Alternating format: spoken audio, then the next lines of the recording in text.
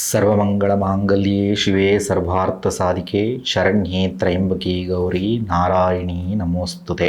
ತಾಯಿ ಪ್ರತ್ಯಂಗಿರಾದೇವಿ ತಮ್ಮೆಲ್ಲರಿಗೂ ಆಯುಸ್ಸನ್ನು, ಯಶಸ್ಸನ್ನು, ಸ್ಥಿರವಾದಂಥ ಉದ್ಯೋಗವನ್ನು, ಎಲ್ಲ ರೀತಿಯ ಭೋಗಭಾಗ್ಯಗಳನ್ನು ಕರುಣಿಸಲಿ ಅಂತ ಮಾತೆಯಲ್ಲಿ ಸಂಕಲ್ಪವನ್ನು ಮಾಡ್ಕೋತೇನೆ. ನಮ್ಮ ಚಾನಲ್ನ ವೀಕ್ಷಣೆಯನ್ನು ಮಾಡ್ತಾ ಇರ್ತಕ್ಕಂಥ ಎಲ್ಲ ಪ್ರಿಯ ಬಂಧುಗಳಿಗೆ ಮನಸ್ಫೂರ್ತಿಯಾಗಿ ಕೃತಜ್ಞತೆಯನ್ನು ತಿಳಿಸ್ಲಿಕ್ಕೆ ಇಷ್ಟವನ್ನು ಪಡ್ತೀನಿ. ಇವತ್ತಿನ ವಿಚಾರ ಏನಪ್ಪ ಅಂತಂದರೆ, 2026ರಲ್ಲಿ ಅತಿ ಹೆಚ್ಚು ಕಷ್ಟಗಳನ್ನು, ನಷ್ಟಗಳನ್ನು, ಅವಮಾನಗಳನ್ನು, ಅಪಮಾನಗಳನ್ನು, ನಿಂದನೆಗಳನ್ನು, ಅಪಘಾತಗಳನ್ನು, ವೈದ್ಯಕೀಯ ಸಮಸ್ಯೆಗಳನ್ನು, ಉದ್ಯೋಗದಲ್ಲಿ ಸಮಸ್ಯೆಗಳನ್ನು, ಶತ್ರುಬಾಧೆಗಳನ್ನು, ಕಾನೂನು ರೀತಿಯಲ್ಲಿ ತೊಡಕುಗಳನ್ನು ಅನುಭವಿಸ್ತಕ್ಕಂತಹ 5 ರಾಶಿಗಳು ಯಾವುದು ಅಂತ ನಾನು ನಿಮ್ಗೆ ತಿಳಿಸ್ಕೊಡ್ತೇನೆ. ಅದರಲ್ಲೂ ವಿಶೇಷವಾಗಿ ಅತಿ ಹೆಚ್ಚು ಅಪಘಾತದ ಸಮಸ್ಯೆಗಳನ್ನು, ಪೊಲೀಸ್ ಕೋರ್ಟು ಕಚೇರಿ ಸಮಸ್ಯೆಗಳನ್ನು, ಕಾನೂನಿನಲ್ಲಿ ಉಂಟಾಗ್ತಕ್ಕಂಥ ತೊಡಕುಗಳನ್ನು, ಹಣಕಾಸಿನ ಸಮಸ್ಯೆಗಳನ್ನು ಎದುರಿಸ್ತಕ್ಕಂಥ, ಬೆಂಕಿ ದುರಂತಗಳನ್ನು ಎದುರಿಸ್ತಕ್ಕಂತಹ ಆ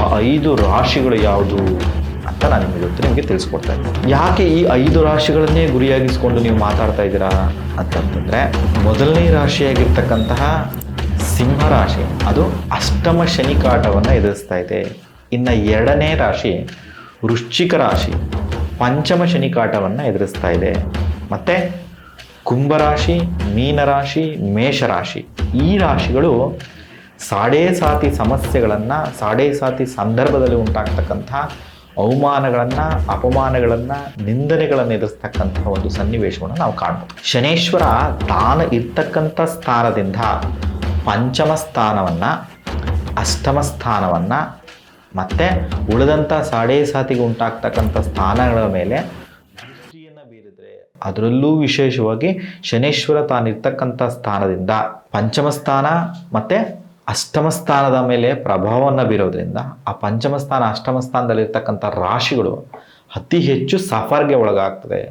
ಅದರಲ್ಲೂ ವಿಶೇಷವಾಗಿ ಸಿಂಹ ರಾಶಿಯವರು ಕಳೆದ ಒಂದು 6 ತಿಂಗಳಿಂದ ಈ ಶನೇಶ್ವರನ ಬಾಧೆಗಳಿಂದ ಉಂಟಾಗ್ತಕ್ಕಂಥ ಅವಮಾನಗಳನ್ನು, ಅಪಮಾನಗಳನ್ನು, ವ್ಯಾಪಾರ ವ್ಯವಹಾರಗಳಲ್ಲಿ ಕಲಹಗಳನ್ನು ನಾವು ಸರಳವಾಗಿ ನೋಡ್ತಾನೆ ಇರ್ತೀವಿ, ಸರ್ವೇ ಸಾಮಾನ್ಯವಾಗಿ ನೋಡ್ತಾ ಇರ್ತೀವಿ. ಅಂತಹ ಸಿಂಹ ರಾಶಿಯ ಮೇಲೆ ಈ ಬಾರಿ ಅಷ್ಟಮ ಶನಿ ಪ್ರಭಾವ ಹೇಗಿರುತ್ತೆ ಅಂತ ನಾವು ನೋಡೋದಾದರೆ, ಶರೀರಕ್ಕೆ ಅನಾರೋಗ್ಯ, ಧನ ನಷ್ಟ, ಅಪಮೃತ್ಯು ಭಯ, ಕಾರ್ಯ ವಿಕಲ್ಪ, ನಾನಾ ರೀತಿಯ ತೊಂದರೆ, ಅಶುಭ ವಾರ್ತೆ, ಅಶಾಂತಿ, ಬುದ್ಧಿ ಚಾಪಲ್ಯ, ಜನರಲ್ಲಿ ದ್ವೇಷ.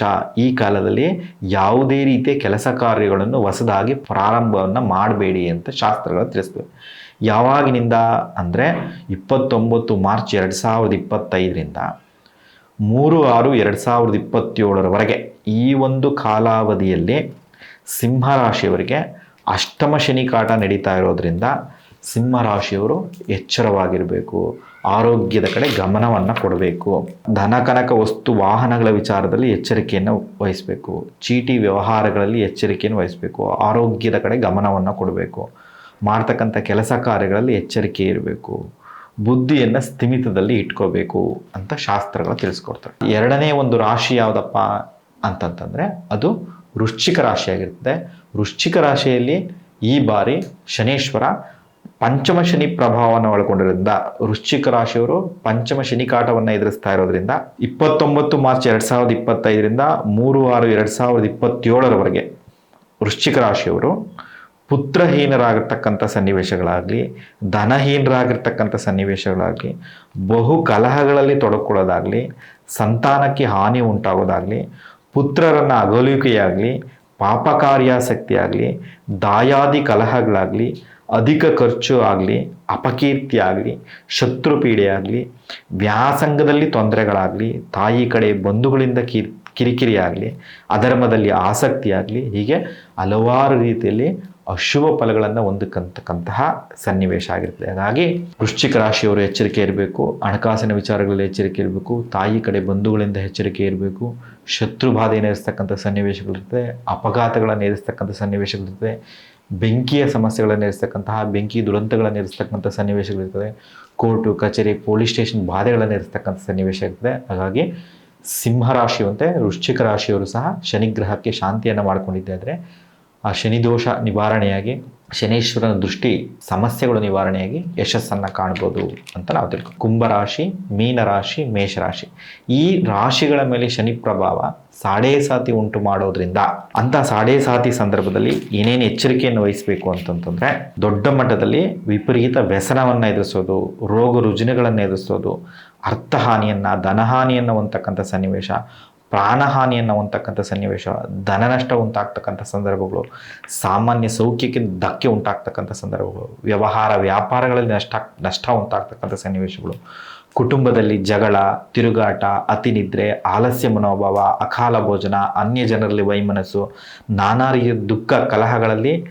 ಬಂಧುಗಳಲ್ಲಿ ಸಮಸ್ಯೆಗಳಾಗಲಿ, ನೆಂಟರಿಷ್ಟರಲ್ಲಿ ಭಿನ್ನಾಭಿಪ್ರಾಯಗಳು ಉಂಟಾಗ್ತಕ್ಕಂಥ ಸನ್ನಿವೇಶಗಳಿರ್ತದೆ. ಹಾಗಾಗಿ ಸಾಡೆ ಸಾತಿಯನ್ನು ಎದುರಿಸ್ತಾ ಇರ್ತಕ್ಕಂಥ ಕುಂಭರಾಶಿಯವರಾಗಲಿ, ಮೀನರಾಶಿಯವರಾಗಲಿ, ಮೇಷರಾಶಿಯವರಾಗಲಿ ಶನಿಗ್ರಹಕ್ಕೆ ಶಾಂತಿಯನ್ನು ಮಾಡಿಕೊಳ್ಳೋದ್ರಿಂದ ಪ್ರತಿ ಶನಿವಾರದಂದು ಶನೇಶ್ವರ ದೇವಾಲಯಕ್ಕೆ ತೆರಳಿ ಅಲ್ಲಿ ಎಳ್ಳು ಬತ್ತಿಯನ್ನು ಹಚ್ಚೋದ್ರಿಂದ, ಶನೇಶ್ವರನ ಪ್ರಾರ್ಥನೆಯನ್ನು ಮಾಡ್ಕೊಳ್ಳೋದ್ರಿಂದ, ಶನಿ ಜಪವನ್ನು ಮಾಡೋದ್ರಿಂದ, ವೃದ್ಧರಿಗೆ, ಅಂಗವಿಕಲರಿಗೆ, ಅನಾಥರಿಗೆ ಸಹಾಯವನ್ನು ಮಾಡೋದ್ರಿಂದ, ವೃದ್ಧರಿಗೆ, ಅಂಗವಿಕಲರಿಗೆ, ಅನಾಥರಿಗೆ ಅನ್ನದಾನವನ್ನು ಮಾಡೋದ್ರಿಂದ, ವಸ್ತ್ರದಾನವನ್ನು ಮಾಡೋದ್ರಿಂದ ಶನೇಶ್ವರನ ಕೃಪೆಗೆ ಒಳಗಾಗ್ಬೋದು. ವೃಶ್ಚಿಕ ರಾಶಿ ಮತ್ತು ಸಿಂಹರಾಶಿ ಸಾಡೆ ಸಾತಿನ ಎದುರಿಸ್ತಾ ಇರತಕ್ಕಂತಹ ಮಕರ, ಕುಂಭ, ಮೀನರಾಶಿಗಳು ಎಚ್ಚರಿಕೆಯನ್ನು ಗಮನವನ್ನು ಕೊಡಬೇಕು. ಉದ್ಯೋಗದಲ್ಲಿ ಎಚ್ಚರಿಕೆಯನ್ನು ಗಮನವನ್ನು ಕೊಡಬೇಕು.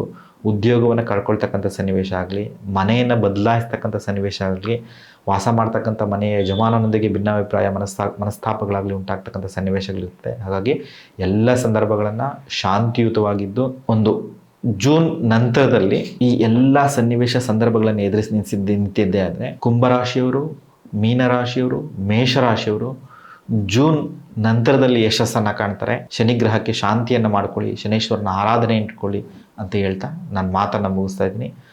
ವಿಡಿಯೋದ ಅಂತಿಮ ಹಂತದವರೆಗೂ ವೀಕ್ಷಣೆಯನ್ನು ಮಾಡಿರ್ತಕ್ಕಂಥ ಎಲ್ಲ ಪ್ರಿಯ ಬಂಧುಗಳಿಗೆ ಮನಸ್ಫೂರ್ತಿಯಾಗಿ ಕೃತಜ್ಞತೆಯನ್ನು ತಿಳಿಸ್ತಾ ನಮ್ಮ ಚಾನಲ್ನ ಲೈಕ್ ಮಾಡಿ, ಸಬ್ಸ್ಕ್ರೈಬ್ ಮಾಡಿ ಅಂತ ಹೇಳ್ತಾ ನಾನು ಮಾತನ್ನು ಮುಗಿಸ್ತಾ ಇದ್ದೀನಿ. ಧನ್ಯವಾದಗಳು.